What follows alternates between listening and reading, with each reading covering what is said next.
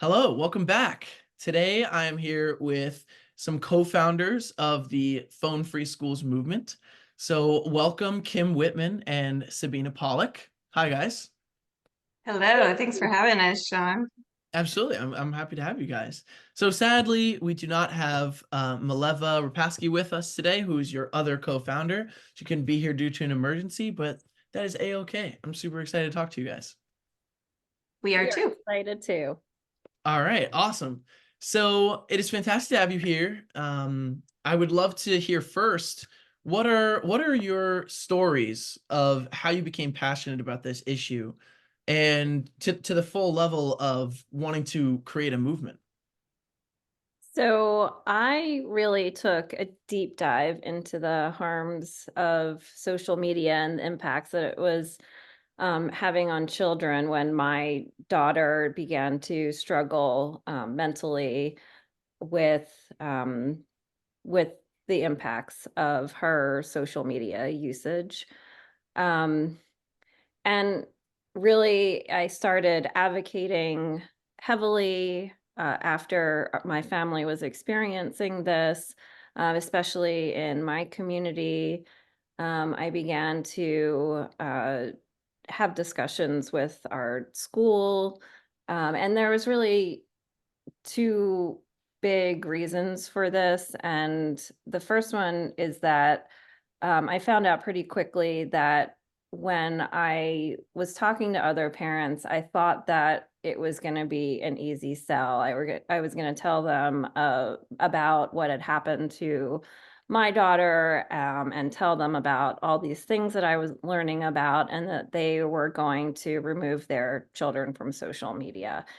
And I realized that that just wasn't going to happen as easily as I thought it would. And so I felt like it was important for the kids whose parents weren't making the decision to remove them from social media or put limitations on them, that they had a space where they could experience life without the constant distractions and pull of social media. And I thought the perfect place for that would be the school community. And then secondly, why I began really advocating to remove phones from schools is because some of the parents like myself who were trying to do the right thing, trying to do the difficult thing and remove phones and social media from their children's lives were throwing their kids into an environment that really wasn't an equal playing field.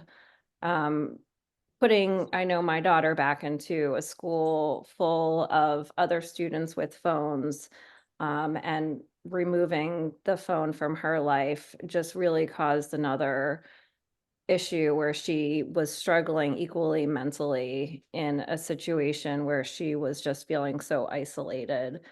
Um, and so, those were the two big reasons why I really wanted to start this movement. And I really felt strongly that, kids deserve this space no matter what, where they can experience life without the pulls of social media.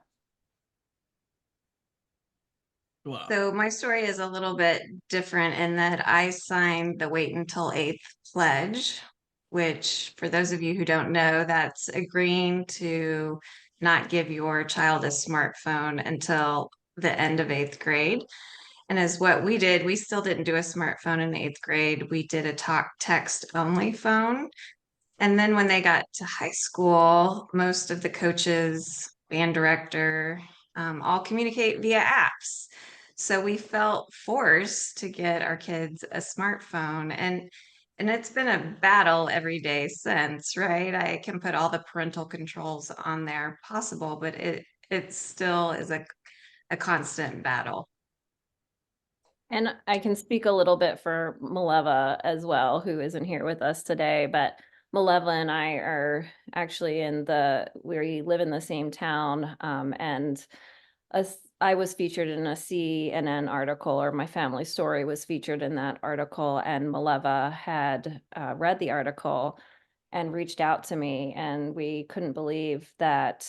Um, because actually her son was experiencing something so similar to what my daughter was going through. And we couldn't believe that we were in the same town, and also the same school district. So, Wow. And that we met Sean through this Fair Plays Screen Time Action Network. So all three of us are in the Screens in Schools work group. They bring passionate advocates together to work on projects. And all three of us, Sabine, Emma, and I, were just really passionate about providing 7 or 8 hour school day without the distractions and harms of phones and social media. and we were having such little success in our own school districts that it really started to feel quite lonely. And so I think, for all three of us, that's really what drove us to the Action Network, is to find this space where there were like-minded people willing to really fight for what was best for our children. Yeah, I definitely share I've shared it before, the feeling of just feeling alone in this issue, because you think it's an easy sell. It's like the world would be so much better if we just waited or we didn't use this stuff, but it's so deeply ingrained. It's actually really hard to make progress. So what was for anyone listening that wants to get involved? It was called the Fair Play Screen Time Action Network. Correct. They have a variety of work groups. There's one for mental health, online harms, and early childhood education, nature and play. So there's a variety of work groups depending what your interest is or where your passion is that you can get involved in. And the group that we were in was called the Screens in Schools Work Group. So in that group, we not only advocate to remove phones from schools, but also like unnecessary technology usage as well. Wow. Well, definitely if anyone's listening and they feel stuck, that they are, trying to make progress on this issue, please reach out to me, to the Phone Free Schools movement, or to this Fair Play organization that will help you get connected. If that's how you guys got started, it clearly works. So that's really cool. So to any of those parents or passionate individuals that are feeling stuck, that maybe don't want to start a movement to do this, to make progress on it, do you have any advice to maybe like a parent that is just struggling and maybe doesn't have the time to start a new movement? Well, they can join ours if it's their concern is phones. We have now developed an ambassador program.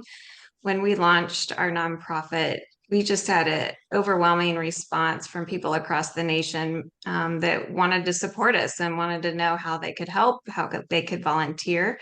So we recently created an ambassador program where folks can basically use our tools that we provide to advocate in their community. Perfect. Well, then they're all set up. I definitely recommend joining that. I've joined myself. I'm really excited to get involved. So, all right.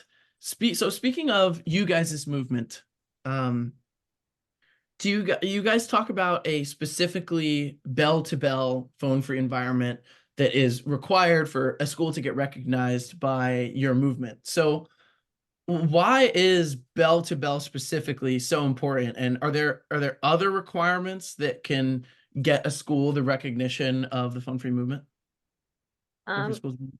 yeah, I mean, we feel that a bell-to-bell policy, meaning that the phone is put away when you come into the school and isn't accessible until you leave the school for the day. We've talked to a lot of administrators, done a lot of research, and this really is the only effective way to have a phone-free policy. Um, One of the keys to that is just leaving it up. A lot of schools right now are leaving it up to the individual teacher, which just simply doesn't work. It creates a sense of not having consistency for students. It puts it puts the work on the teacher having to be the one that has to enforce the policy.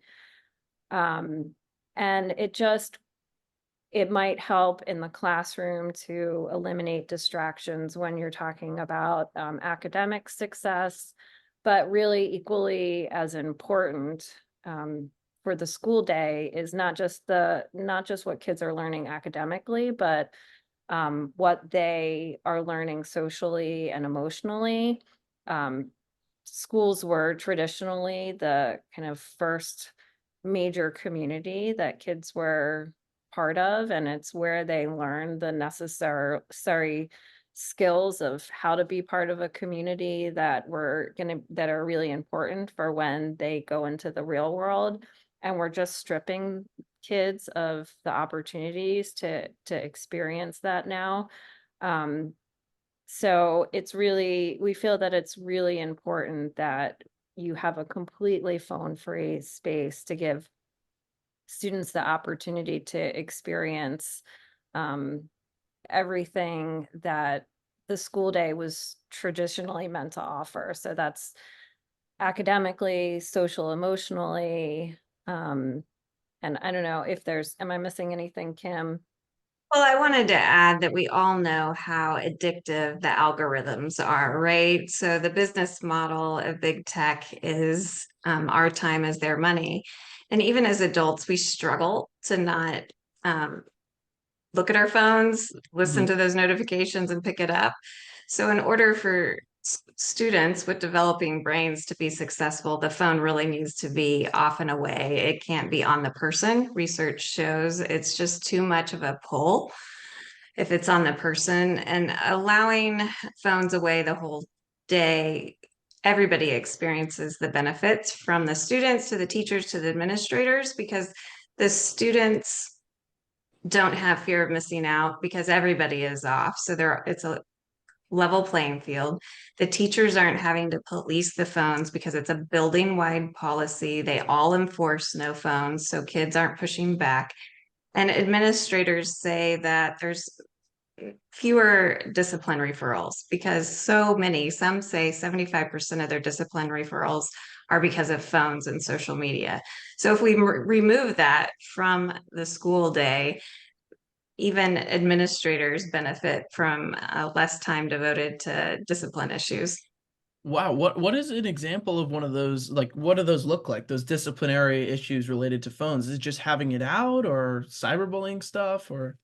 I was going to say cyberbullying is common, or taking a video of someone and posting it to social media. I can think of an example at my own kid's school where a student had a little fender bender in the parking lot at the beginning of the day, and somebody recorded it, shared it widely on social media, and just the impact on that student, right? I mean, when we were kids, Sabina and I, maybe a couple people would have saw that incident and it would have been embarrassing, and but we would have been able to move on with our school day.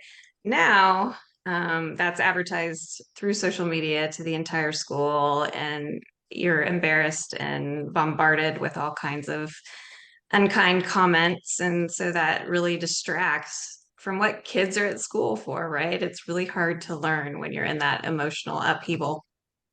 And we're seeing more physical fights as well, as a result uh, of nonstop access to social media. Just it's very easy to organize a fight through social media. Um, there's just more drama playing out that's causing fights. Kids have access to more inappropriate content during the school day. Um, Kids are experiencing a lot more anxiety because of it during the school day. I mean, I in particular remember a story that a mom was telling me that her son just experiences extreme anxiety when he goes into school. He does not have a phone. And just the idea that he can make a simple mistake, trip and spill his lunch tray or something like that, and that 1,000 people can instantly take their phones up and record what happened, and then you know, instantaneously it's all over social media. It just is giving kids extreme anxiety. I mean, that is just a recipe for anyone's mental health to plummet. I mean, how are you supposed to relax ever, or be silly, or make a friend, or like be yourself when you're in that situation where everything you're doing can be documented, not just for the sake of documentation, but documented to be publicly mocked and publicly ridiculed by literally thousands of people you can't even see. So that kind of brings me honestly into another question I had, which was, so on your website, you have like a statement, all kids deserve a phone-free school. And I think, after what you just said, Sabina, about how this, of course you feel so much anxiety, just you can't even walk into school without being terrified of doing anything. So what are some of the reasons that you view, kids deserving a phone-free school? Like, why do you see it as not just a preference, but a right for students?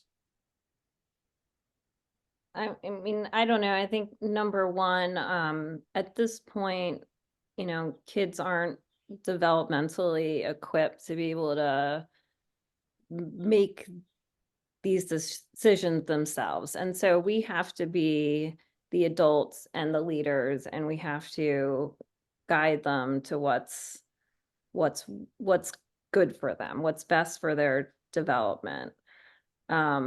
So I think we have to um, provide the space where they can be free of these massive distractions, free to learn, free to be themselves, to figure out who they are as individuals. And like I said, free to just go walking to a school and not have to worry that any little mistake they made is going to be videotaped and sent all over social media.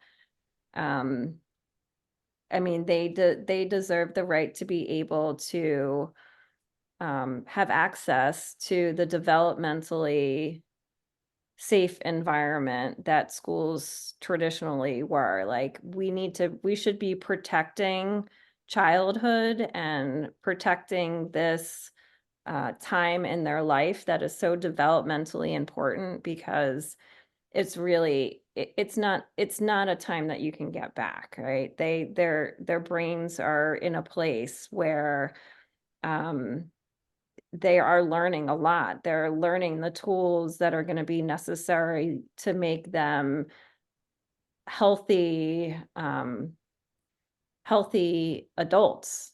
Yeah, and we're stripping them of that environment.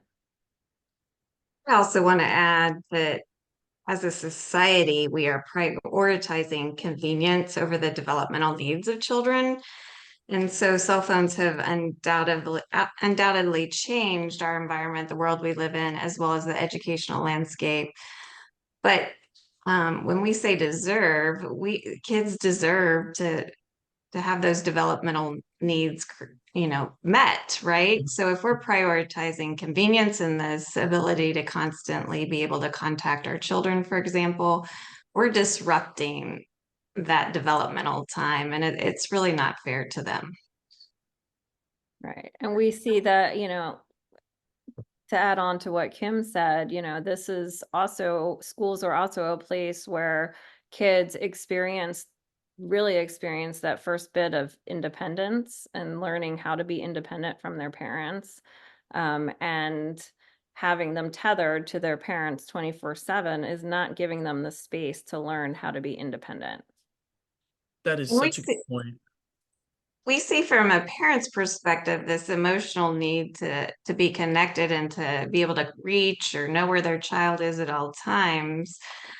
But honestly, that's again interrupting that ability to have that independence, to develop the critical thinking, to know what to do in different situations, to not always be texting mom to figure out how to handle a situation you're in. And the school day is a safe environment to develop those skills that they need. And I think many parents don't realize that yes, you can get a hold of your child, but so can their 350 friends as well, right? So they're not only responding to their parents, they're answering every notification that comes in, and that is extremely distracting to their educational environment. Right. I've heard that a lot, and I saw it growing up. Like when I was in high school, a lot of my friends had an app called Life 360 on their phone, which you guys might be familiar with, where you can basically track your kid wherever they are, track their phone battery, see their phone screen, I think, like check them when they're driving to see if they're speeding, like where they're driving. It's crazy. It's like a wild level of control. And it on one hand, it's like you could think, oh, well, it's for safety. I have to know where they are. But if you're going to that crazy extreme where you're constantly hovering over them, literally when you're not even there, it's an imbalance with a need for that independent growth. As in this adolescent time, they need to be able to work with their peers and be like not just like you said, hugging mommy's leg, like not having to ask about everything. And and then on one hand, it is a good thing to be able to contact your child in the state of an emergency, but you don't need an all access social media iPhone for that. That same thing could be accomplished by one call of a flip phone. Right. And it's really creating a false sense of security and safety, right? Just because we know where they're at or we can get a hold of them doesn't make them safe. For example, one of the pushbacks or concerns that we hear from parents is in a crisis situation. If there were an active shooter in the school, they want to be able to have contact with their child. But what national security experts say is your child is actually not safe if they're on their phone in that situation, right? They're supposed to be listening to their teacher who's giving them direction. They could be in a hiding situation, and if their phone is dinging or lighting up, they could be found. And also if say there's 800 kids in the school and 400 of them are calling their parents to say what's happening, then that can clog the phone lines and first responders can't get through. And their last concern, which is unbelievable to me, is that some students will video it and post it live to social media as it's happening. And so there are just, if you can step back and think it through and not let the emotional side take control, I think parents will see why it's not best for kids. Yeah, I mean, and if you're thinking of as a parent, like, oh, I want to make sure, I know where my kid is just in case something did happen. When I was in school, all my friends who had Life 360 would just leave, like they would just wait until it would be an acceptable time for us to be asleep, and then they just leave their phone at my house, and then we would leave, and then then they're without a phone, they're even more unsafe. They can't use Right. their phone if they needed it, and you don't know where they are, and you can't get in touch with them. So it's just like counterintuitive because you need that balance. You need to let your kid become independent. Yeah, I know. I hear a lot of my friends, my kids' friends say, well, I didn't tell you that I arrived here. I didn't tell you I was here because you can just see me on Life 360. So there's really no reason for me to like touch base with you or anything. And I just think that that's like such an important, like just even planning or it is an important skill that we're kind of missing when we track our students, track our kids nonstop. Mhm. Communication as well, the communication skills, right? Communication. Yeah. Yeah, I think that it's just overall the issue of phones with kids, or one of the main ones, is just this lack of this halting of development, whether it's social development, whether it's independence development, whether it's communication development. It's just this halting. It's just causing this really important adolescent time for growth to become just still and stagnant, and it's really affecting high school students specifically. So we've talked a lot about the hurts and the problems with a school that has full access to phones. Have you guys had the chance to meet with parents and schools and students that have gone to a school that had a bell-to-bell phone-free policy, maybe yonder pouches, in effect at that school? Have you seen the difference? Yeah, the benefits are plentiful. They're endless, really. I mean, kids are more focused and engaged and learning. Teachers have said they're able to get through lesson plans quicker because they're not distracted by having to police phones, and kids are getting more done when the phone isn't present. They're engaged with each other, engaged with the teacher. Lunchrooms are loud because kids aren't face down in their device, right? They're actually communicating and sharing their experiences.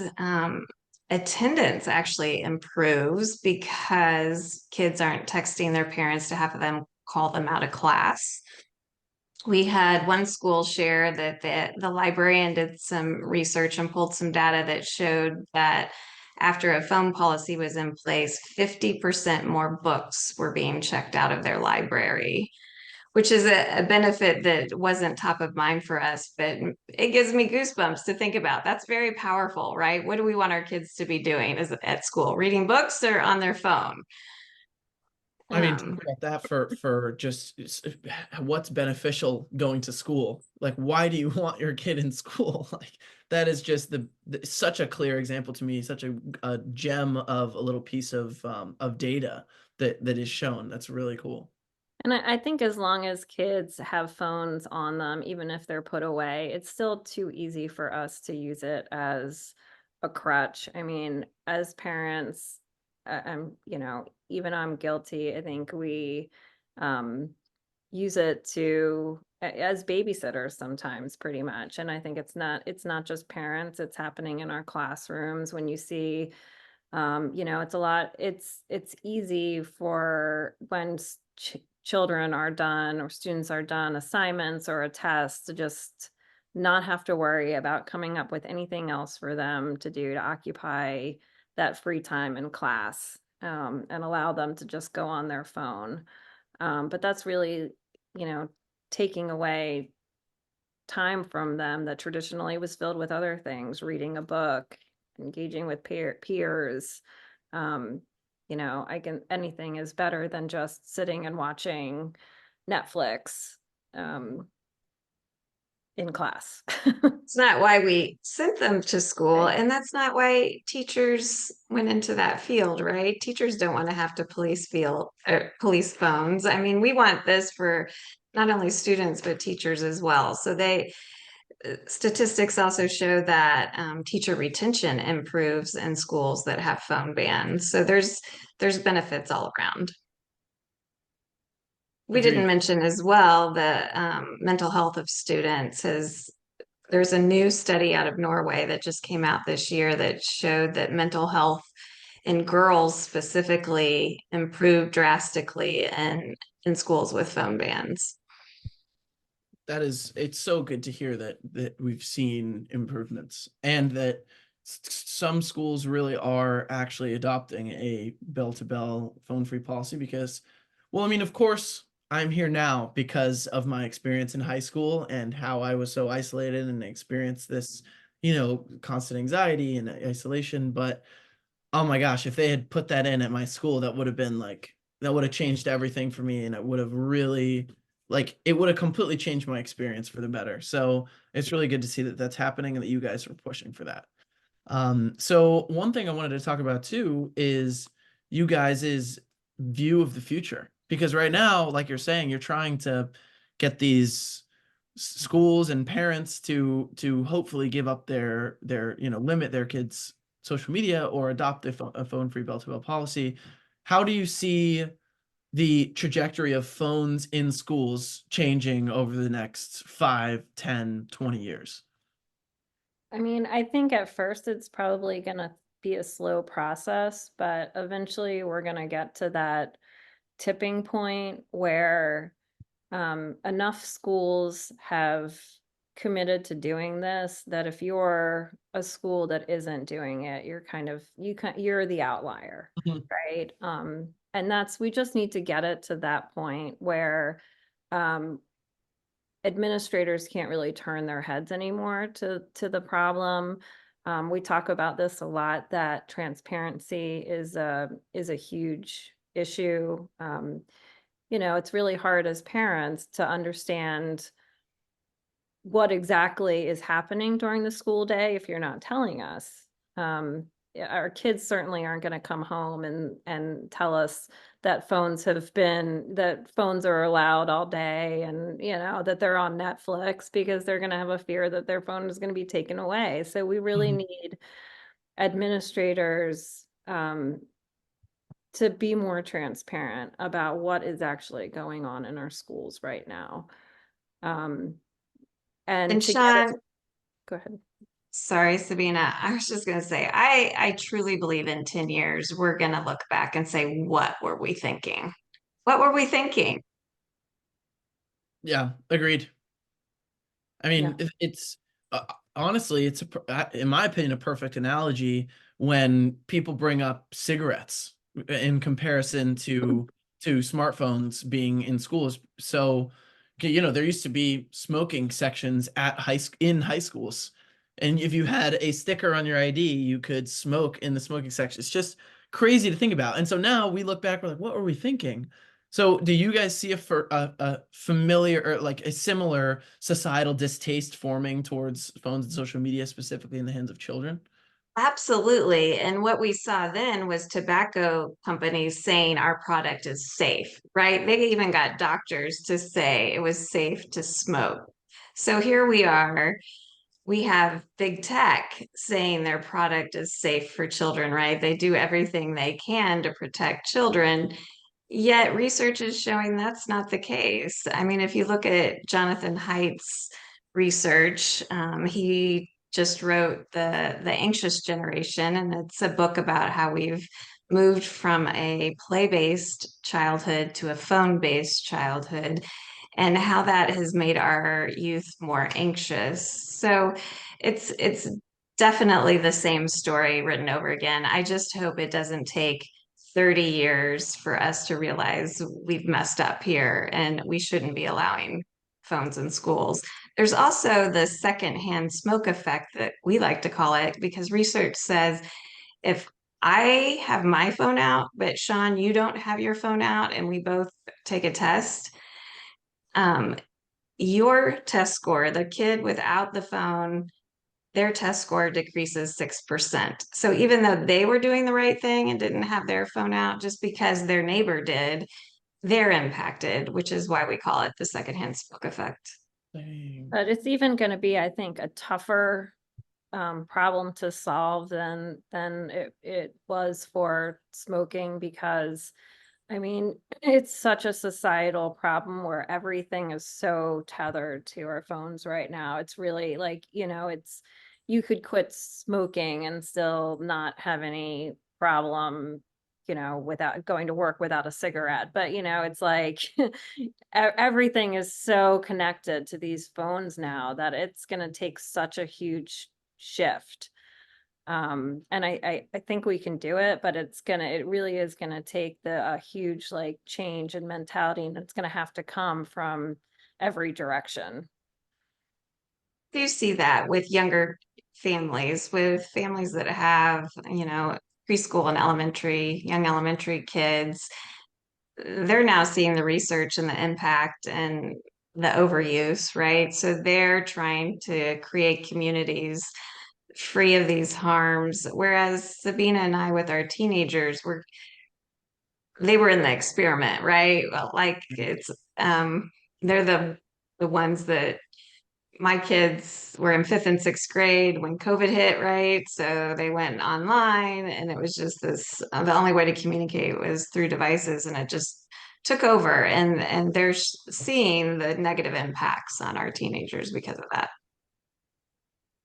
Yeah, that is not easy, because that's one of the other things I've talked about is it's not like an alcohol addiction, it's not like a nicotine addiction where you don't need it. like with a phone, you actually need it for certain things. Like if you can't go to work without your phone. You need your work group chat for your phone. You need to be able to check emails. And I mean, do you guys foresee like solutions to that aspect of the problem, or do you theorize at all on how we're going to solve that change in this problem versus cigarettes? Well, the education environment, almost all schools are one-to-one. Every child is given a school issued device. So everything that they're using their phone for can be done on the device. So the phone is really not needed in that environment. Yeah, and just, I mean, schools, I was thinking of something that I actually just experienced with my own child today. It's just schools have to be a lot more conscious about like how they're inadvertently like promoting device usage.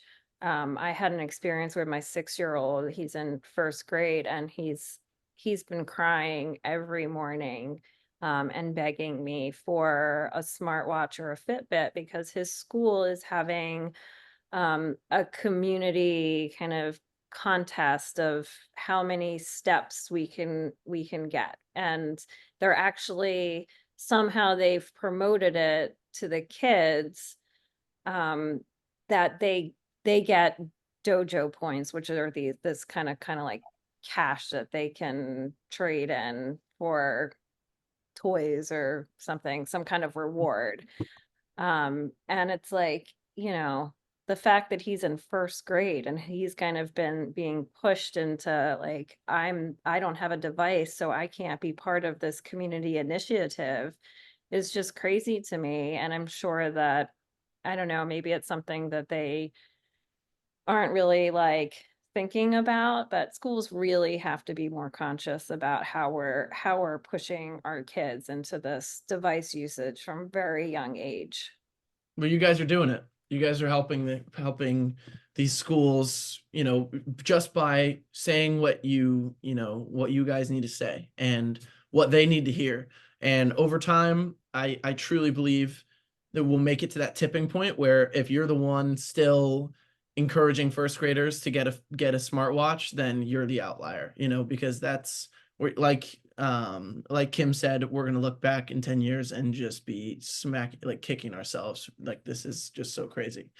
So being on the forefront, like you guys are, starting a movement that's challenging the status quo in this way can be really challenging. So what are some ways that you guys have received pushback and you guys are overcoming it? The very first way is why we created this movement altogether, and that is in our own districts.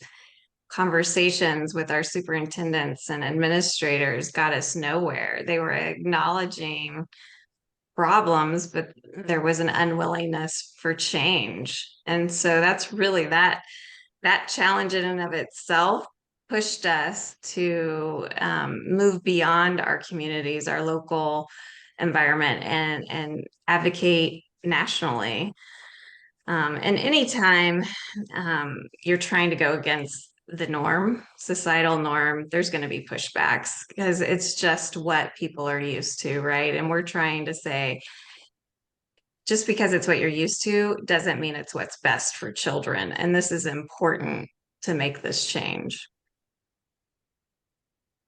Yeah, absolutely. It is crazy to me that people don't see it or they're not willing to take that leap, but it's just it's it is exactly that. It's just a principle of change and how things work. So what were their responses when you brought to them? Like what did they say when you brought them the proof and your experience, maybe even Sabina's news interview? What were their reactions? They just blew you off? You mean they were very forthcoming with, yes, this is terrible. This is a problem. This is a problem in our schools. Um, but am I going to do anything about it? Nope. Because, I mean, there was, for the most part, a fear of parent pushback, and just an unwillingness to,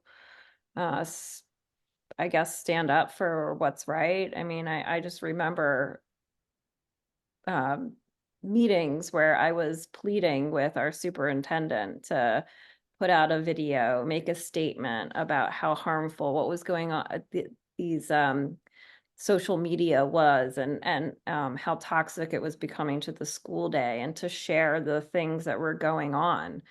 And there was an absolute refusal to do it. And I can't really begin to understand why, but um, at a certain point, we just kind of decided that we had to move on to the bigger picture.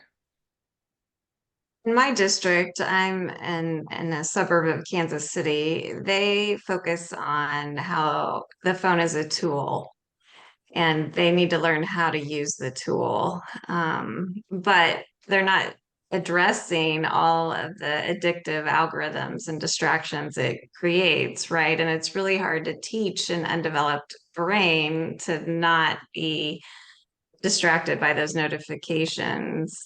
They also, a lot of administrators claim they don't put forth a policy is because they're afraid of parent pushback.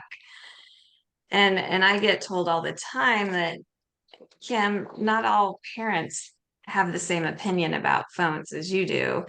And my response to that is I'm not wanting you to do what I think. I'm wanting you to follow the research to what's best for children.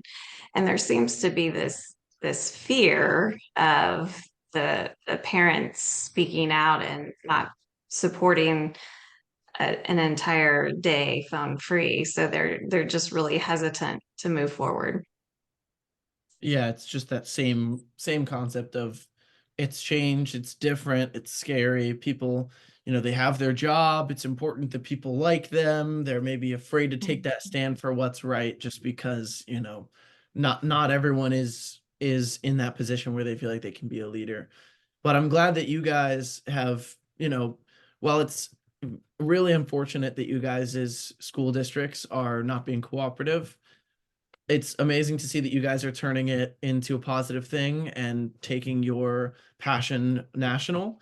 And it's going to inspire a lot of change through, as you guys stick with this organization. I mean, I love the idea of having an actual organization dedicated to schools because, like you said, it's one of those environments where it's a one-to-one. They have a school device, so they actually could survive without having a phone, unlike the real world where you kind of, once you get into the real world, you kind of have to find a way to live with it. But to preserve that childhood, to preserve that adolescence, it's still possible, and you guys can definitely make that happen. And So we've already experienced a lot of those positives in that we've had several schools reach out to us, either administrators or Board of Education members. So we've been meeting with folks across the nation who want to implement a bell to bell policy in the fall. So it's been really exciting to see that need and the desire for help and guidance because we do believe there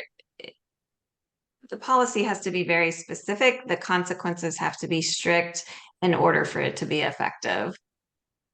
And we are, this movement is here, not just to speak out about, the problems that are happening, but we're really here to be a support network for administrators. We are in the process of developing an extremely comprehensive toolkit that is going to give administrators everything that they need to implement these successful phone-free policies. We know they're busy. They have a lot on their plate. I'm sure it's daunting to think about how in the world am I going to implement a policy. So this will be a step-by-step guide that includes communication to all stakeholders, which is really key in being successful, is having those conversations, sharing it with your community prior to implementing the policy. wow, it is really great to hear that you guys are doing that. And if anybody, I mean, if there's anybody out there who is listening, who is either a passionate parent who is, feeling this pull on their kids, or if you know an administrator that feels this way, please reach out to the Phone Free Schools movement. They're doing amazing work. You have their website online. Please check it out. They have a lot of great information, ways to reach out to them. It's phonefreeschoolsmovement.org. And their Instagram account. Do you guys have an Instagram page as well? What's the username for that? Oh boy. At Malevol's Phone not Free here. She's Schools. our At Phone Free Schools is our Instagram, and our Facebook is Phone Free Schools Movement. Okay, so Kim and I are both the non-Instagram users. okay, sorry to put you in the spot, but I can always put it in the description as well. It's at Phone Free Schools on Instagram and at Yes, Phone Free Schools Movement on Facebook. correct. Okay, so please follow along. Do you guys want to take a moment to talk about you guys's PSA opportunity you have going on? Sure. We introduced a PSA video contest for high schoolers. Basically, it's a way for students to use their voice to share what the impact is of phones on their school day, their mental health, their academics, socially, having access to phones, how it's really impacting them. So that deadline is May 6th. So it's open to any 9th through 12th grader in the United States. And you can go to our website to find out all the details. Yeah, and hearing from the student perspective is just going to be so essential to this movement. So, you know, we really hope that we get some great response for that. Yeah, I know that students do have those feelings. When I first started Reconnect when I was in high school, I had people reaching out to me with paragraphs of how they felt that they wanted to throw their phone out the window and how they wish that, everybody at their school would put their phone down. So I bet you guys will definitely get some responses for that. And if you guys, there's $300 on the line. All right. You can, if you win, if you're selected, you might win $300. That's, I mean, what high school student? It's like you're rich if you have $300. That's amazing. So, thank you so much, guys, for what you're doing. Your movement is so important in this kind of fight that we're all in on this forefront of trying to fight for what's right for students' development, for kids' development, and just for our society as a whole. So, thank you so much for creating this movement and doing this amazing work. Thank you, Sean, for all you're doing. We really appreciate it. Absolutely. All right, guys. Well, thank you so much for coming on the show. And until next time, see you later. Yeah. Bye.